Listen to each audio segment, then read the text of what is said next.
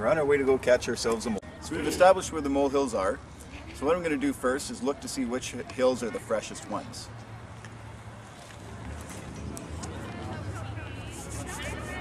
So this hill has been rained on. You can see that it's crusty and it's been around for a couple of days. Probably not the best place to put your first set of traps. So you can tell that this hill is more fresh. It's not quite as flat and rained on. The dirt is still kind of dry and crumbly. And so this would be another good place to put a molehill. And if you look a little closer here, you can also see right around the edge here, this has been rained on. So this mole has actually pushed up twice in this same location. Great place to put a set of traps. So now that we've established what are the fresher mounds, we're going to set up a couple of traps. The first thing that we do is we dig out around the mound. And this is an average size mound. It's not too bad to go right around the dirt ring on this one. If the mounds get too big, what you're looking for is about a 10-inch to 12-inch diameter on the hole. We're going to dig it about 8 to 10 inches deep.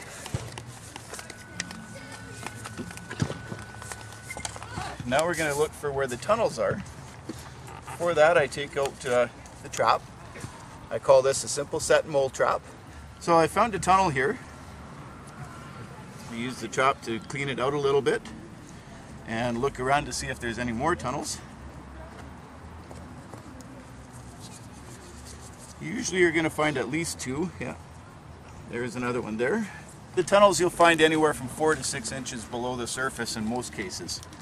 They're the feeding tunnels. That's the ones that you want to look for. And so there's only the 2 tunnels in this one. So we've cleaned them out nicely. We're going to use the trigger for that, and it sets up just nicely. What you want to do is set the trigger roughly at an inch, 3/4 of an inch to an inch from the X here. You take the trigger and you squeeze it here and you put the trigger in between. And you want to place the trigger roughly 3/4 of an inch to an inch from the X, from the crossover, or about 3/4 of the way back from the front. When you insert this into the tunnel, you want to make sure it's inserted right back to this point here, so that the trigger and everything is fully inside the tunnel. I'm just going to make sure that the tunnel is clean before I put the trap in.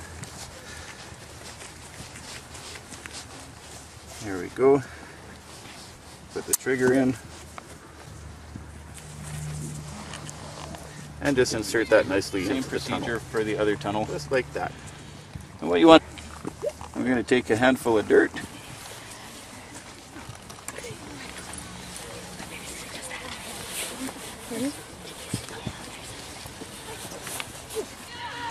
So when you're putting the trap in, you want to dig around and make sure that the tunnel, find which way the tunnel is actually traveling. A lot of people, they right away expect, oh, this is where the hole is, it goes straight in, but it doesn't. In this case, you can see it's going that direction. So that's the direction that we'll put the trap in. And that's nicely placed. We'll just plug up that hole. I'm just going to do a quick poke around again, make sure that I'm not missing a tunnel somewhere. Usually you'll only find 2 tunnels. Occasionally you'll find 3 or 4. You want to make sure you put the traps in all of the tunnels. You don't want the mole coming back and triggering it from the wrong direction. In this case, we've got all the tunnels that are there. So we found there's only the 2 tunnels here. So we've got the traps set. Now we just put everything back together as nice and neatly as we can. You don't ever want to be accused of causing more damage than the mole.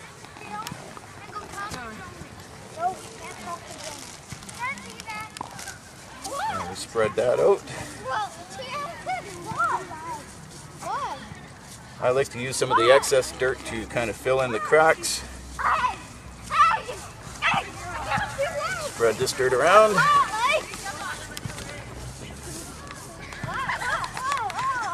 And make sure you mark it so you know where to come back to next time.